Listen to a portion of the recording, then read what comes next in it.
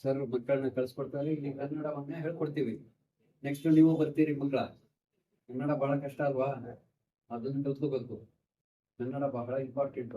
ಕನ್ನಡ ನಾಡಿನಲ್ಲಿ ಹುಟ್ಟಿದ ನಮ್ಗೆ, ಕರ್ನಾಟಕದಲ್ಲಿ ಹುಟ್ಟಿದ ನಮ್ಗೆ ಕನ್ನಡ ಬಹಳ ಇಂಪಾರ್ಟೆಂಟ್. ಗೊತ್ತಾಯ್ತಾ ಮಕ್ಕಳ? ಕನ್ನಡ ಬೇಕೇ ಬೇಕು. ಸರ್ ಬಹಳ ಪ್ರೀತಿಯಿಂದ ಮೇಡಮ್ ಆಗ್ಲಿ ಬಹಳ ವಿಶ್ವಾಸದಿಂದ ನಂಬಿಕೆಯಿಂದ 20 ವರ್ಷದಿಂದ ಮಕ್ಕಳನ್ನ ಇಲ್ಲಿಗೆ ಕಳ್ಸ್ಕೊಡ್ತಾರೆ. ಆಗಾಗ ಮಕ್ಕಳು ಬಂದು ನಾನು MBBS ಮಾಡ್ತಾ ಇದ್ದೀನಿ ಸರ್, ನಾನು LLB ಮಾಡ್ತಾ ಇದ್ದೀನಿ, ನಾನು ಇಂಜಿನಿಯರಿಂಗ್ ಮಾಡ್ತಾ ಇದ್ದೀನಿ ಅಂತ ಸ್ವೀಟ್ ಕೊಟ್ಬಿಟ್ಟು ಹೋಗ್ತಾರೆ. ಆಮೇಲೆ ನಾನು ಎಲ್ಲಾದ್ರೂ ಹೋಗ್ತಾ ಇದ್ರೆ ಮಾತಾಡಿಸ್ತಾರೆ. ಅಷ್ಟು ಪ್ರೀತಿ ಅಭಿಮಾನ. ಚೆನ್ನಾಗಿ ಕಲ್ತಿದ್ದಾರೆ ಸರ್.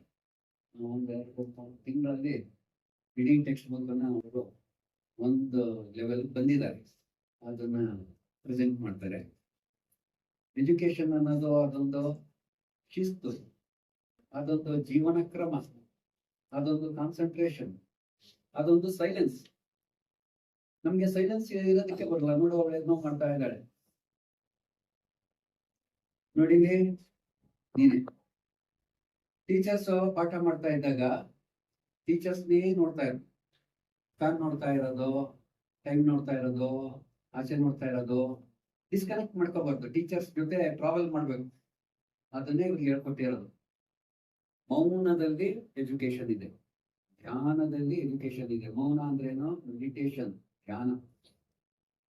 ಸೈಲೆನ್ಸ್ ಅಲ್ಲಿ ಎಜುಕೇಶನ್ ಇದೆ. ಕಾನ್ಫಿಡೆನ್ಸ್ ಅಲ್ಲಿ ಎಜುಕೇಶನ್ ಇದೆ, ಎನರ್ಜಿಯಲ್ಲಿ ಎಜುಕೇಶನ್ ಇದೆ, ವೇರಿಯೇಷನ್ಸ್ ಅಲ್ಲಿ ಎಜುಕೇಶನ್ ಇದೆ, ಜೀವನ ಕ್ರಮದಲ್ಲಿ ಎಜುಕೇಶನ್ ಇದೆ. ನಾವು ಅದನ್ನ ಬಿಟ್ಟು ಬೇರೆ ಏನೋ ಮಾಡ್ತಾ ಇರ್ತೀವಿ. ಬಂದ ಪುಟ್ಟ ಹೋದ ಪುಟ್ಟ. ಏನ್ ಕಲ್ತೆ ಅಂದ್ರೆ ಏನೂ ಇಲ್ಲ. ಸುಮ್ಮನೆ ಅಲ್ಲಿಂದ ಕಳಿಸ್ತಾರೆ, ಇಲ್ಲಿ ಬರ್ತೀವಿ, ಇಲ್ಲಿಂದ ಕಳಿಸ್ತೀವಿ, ಅಲ್ಲಿ ಹೋಗ್ತೀವಿ. ಹಂಗಲ್ಲ. ಯಾರು ಟೀಚರ್ಸ್ ಜೊತೆಲೇ ಟ್ರಾವೆಲ್ ಮಾಡ್ತಾರೆ ಅವರು ಜಾಣ ಮಕ್ಕಳು. ಟೀಚರ್ಸ್ ಜೊತೆಲೇ ಇರ್ಬೇಕು. ಅವರು ಏನು ಹೇಳ್ತಾರೋ ಅದನ್ನೇ ಗಮನ ಇಟ್ಟು ಕೇಳ್ಬೇಕು. ಅವ್ರನ್ನ ಫಸ್ಟ್ ನೋಡೋದು ಅಭ್ಯಾಸ ಮಾಡ್ಬೇಕು. ನೀವು ಫ್ಯಾನ್ ನೋಡ್ತಾ ಕೂತಿದ್ರೆ ಇವಾಗ ಡಿಸ್ಕನೆಕ್ಟ್ ಆಗ್ಬಿಡ್ತೀರಿ, ಟೀಚರ್ಸ್ ಜೊತೆ ಇರಲ್ಲ ನೀವು. ಟೀಚರ್ಸ್ ಮಾತ್ರ ಸೈನ್ಸ್, ಮ್ಯಾಥ್ಸ್, ಸೋಷಿಯಲ್, ಇಂಗ್ಲಿಷ್ ಮಾಡ್ಕೊಂಡು ಹೋಗ್ತಾ ಇರ್ತಾರೆ, ನೀವು ಫ್ಯಾನ್ ನೋಡ್ತಾ ಕೂತಿರ್ತೀರಿ, ಇಲ್ಲ ಏನೋ ಬರಿತಾ ಇರ್ತೀರಿ. ಇಂಗ್ಲಿಷ್ ಮಾಡ್ಬೇಕಾದ್ರೆ ಸೈನ್ಸ್ ಬರಿತಾ ಇರ್ತೀರಿ, ಸೈನ್ಸ್ ಮಾಡ್ಬೇಕಾದ್ರೆ ಸೋಷಿಯಲ್ ಬರಿತಾ ಇರ್ತೀರಿ, ಸೋಷಿಯಲ್ ಮಾಡ್ಬೇಕಾದ್ರೆ ಮನೆ ಕಡೆ ಯೋಚನೆ ಮಾಡ್ತಾ ಇರ್ತೀರಿ. ಅಂದ್ರೆ ನಾವು ಆ ಸ್ಪೇಸ್ ಆ ಟೈಮಲ್ಲೇ ಇರೋದಿಲ್ಲ. ನಾವು ಬೇರೆ ಬೇರೆ ಏನೇನೋ ಟ್ರಾವೆಲ್ ಮಾಡ್ತಾ ಇರ್ತೀವಿ. ಅದು ಪ್ರಾಕ್ಟೀಸ್ ಆಗುತ್ತೆ. ಅದು ನಾನು ಸರಲ್ಲಿ ಕ್ಲಾಸಲ್ಲಿ ಮಾಡೋದೇನಂದ್ರೆ 6ನೇ ಕ್ಲಾಸಿಂದ ಇದು ಹೇಳ್ಕೊಟ್ಬಿಟ್ರೆ ಅವ್ರು ಮಾಸ್ಟರ್ಸ್ ತರ ಆಗ್ಬಿಡ್ತಾರೆ ಸರ್. ಅವ್ರ ಕಾನ್ಸಂಟ್ರೇಷನ್ ಫೋಕಸ್ ಆಗುತ್ತೆ. ಅವ್ರಿಗೊಂದು ಎನರ್ಜಿ, ಕಾನ್ಸಂಟ್ರೇಷನ್, ವೇರಿಯೇಷನ್ ಮೂಲಕ ಅವ್ರಿಗೆ ಎಜುಕೇಶನ್ ಕೊಟ್ರೆ ಅದು ಮನಸ್ಸಿನ ಅಂತರಾಳದಲ್ಲಿ ಉಳಿಯುತ್ತೆ. ಅದು ನಾನೊಂದು 30 ವರ್ಷದಿಂದ ಮಕ್ಕಳನ್ನ ಇಟ್ಕೊಂಡು ಪ್ರಾಕ್ಟೀಸ್ ಮಾಡ್ತಾ ಇದ್ದೀನಿ. ಈಗ DSCRT ಅವ್ರು ಬರ್ತಾರೆ ನಮ್ಮ ಕ್ಲಾಸ್ ಮಾಡೋದಕ್ಕೆ, NSCRT ಅವ್ರು ಬರ್ತಾರೆ, ಸಂಶೋಧನಾ ವಿಭಾಗದವರೆಲ್ಲ ನಮ್ಮ ಕ್ಲಾಸಿಗೆ ಬರ್ತಾ ಇದ್ದಾರೆ. ಏನ್ ಮಾಡ್ತೀರಿ ನೀವು, ಯಾವ ರೀತಿಯ ಪಾಠ ಮಾಡ್ತೀರಿ ಅಂತ ನೋಡೋದಕ್ಕೆ ಬರ್ತಾ ಇದ್ದಾರೆ. ಈ ಸೈಲೆನ್ಸ್ ನಾವು ಪ್ರಾಕ್ಟೀಸ್ ಮಾಡಿಸ್ಬೇಕು. ಆ ಮಕ್ಕಳಿಗೆ ಗೊತ್ತಾಗಲ್ಲ. ಗದ್ದಲದಲ್ಲಿ ಎಜುಕೇಶನ್ ಇರಲ್ಲ, ಗಲಾಟೆ ಸೌಂಡ್ ಅಲ್ಲಿ ಎಜುಕೇಶನ್ ಇರಲ್ಲ. ಅದು ನಿಶಬ್ದದಲ್ಲಿ, ಸೈಲೆನ್ಸ್ ಅಲ್ಲಿ ಎಜುಕೇಶನ್ ಇರುತ್ತೆ. ಅದನ್ನ ಬಿಟ್ಟು ನಾವು ಬೇರೆ ಏನೋ ಪ್ರಾಕ್ಟೀಸ್ ಮಾಡ್ತಾ ಇರ್ತೀವಿ. ನಾವು ಕಾನ್ಸಂಟ್ರೇಷನ್ ಮಾಡದೇ ಇರೋದನ್ನ ಪ್ರಾಕ್ಟೀಸ್ ಮಾಡ್ತಾ ಇರ್ತೀವಿ. ನಮ್ಗೆ ಎಜುಕೇಶನ್ಗೆ ಯಾವ್ದು ಬೇಡವೋ ಅದನ್ನ ಪ್ರಾಕ್ಟೀಸ್ ಮಾಡ್ತಾ ಇರ್ತೀವಿ ನಾವು. ಹಾಗಾಗಿ ನಮ್ಗೆ ಅದು ಗೊತ್ತೇ ಆಗುತ್ತೆ. ಜಾಣ ಮಕ್ಕಳು, ಫಸ್ಟ್ ರ್ಯಾಂಕ್ ಬರೋ ಮಕ್ಕಳು ಏನ್ ಮಾಡ್ತಾರೆ ಅಂದ್ರೆ ಯಾವ ಟೈಮ್ ಅಲ್ಲಿ ಹೇಗಿರ್ಬೇಕು ಹಾಗೇ ಇರ್ತಾರೆ, ಯಾವ ಸ್ಪೇಸ್ ಅಲ್ಲಿ ಹೇಗಿರ್ಬೇಕು ಹಾಗೆ ಇರ್ಬೇಕು. ನೋಡಿ ಈ ಆವರಣದಲ್ಲಿ ನೋಡಿ ಎಷ್ಟು ಪಿನ್ ಡ್ರಾಪ್ ಸೈಲೆನ್ಸ್ ಇದೆ, ಧ್ಯಾನ ಮಂದಿರ ಇದ್ದಂಗಿದೆ.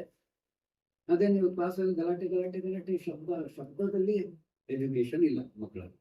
ಆಮೇಲೆ ವೇರಿಯೇಷನ್ಸ್, ವೈವಿಧ್ಯಮಯದಲ್ಲಿ ಎಜುಕೇಶನ್ ಇದೆ. ಮನೋಟನಸ್ ಆಗ್ಬಿಟ್ಟಿರುತ್ತೆ. ಮನೋಟನಸ್ ಎಲ್ಲ ರೆಗ್ಯುಲರ್ ಪ್ರೋಸೆಸ್ ಹಂಗಲ್ಲ. ಅದರಲ್ಲಿ ವೈವಿಧ್ಯಮಯ ಇರ್ಬೇಕು, ಅದರಲ್ಲಿ ಎನರ್ಜಿ ಇರ್ಬೇಕು. ನೋಡಿ ಈಗ ಎನರ್ಜಿ ಅಂತ ಹೆಂಗೆ ಹೇಳ್ತಾರೆ ನಮ್ಮ ಮಕ್ಕಳು, ಹೇಳ್ತೀರಾ ಗಟ್ಟಿಯಾಗೆ. ಆಮೇಲೆ ಕಾನ್ಸಂಟ್ರೇಷನ್, ಏಕಾಗ್ರತೆಯಲ್ಲಿ ಎಜುಕೇಶನ್ ಇದೆ, ಕಾನ್ಫಿಡೆನ್ಸ್ ಅಲ್ಲಿ ಎಜುಕೇಶನ್ ಇದೆ, ತಲ್ಲೀನತೆಯಲ್ಲಿ ಎಜುಕೇಶನ್ ಇದೆ, ಪ್ರಾರ್ಥನೆಯಲ್ಲಿ ಎಜುಕೇಶನ್ ಇದೆ. ಸಾಮೂಹಿಕ ಪ್ರಾರ್ಥನೆಗೆ ಬಹಳ ದೊಡ್ಡ ಶಕ್ತಿ ಇದೆ ಮಕ್ಕಳ.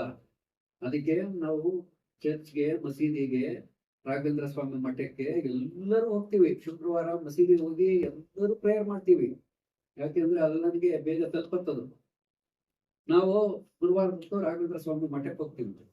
ಯಾಕೆಂದ್ರೆ ಎಲ್ಲರೂ ಒಟ್ಟಿಗೆ ಹೋಗಿ ಪ್ರೇಯರ್ ಮಾಡ್ತೀವಿ. ಚರ್ಚ್ಗೆ ಭಾನುವಾರ ಹೊತ್ತು ಹೋಗ್ತಾರೆ.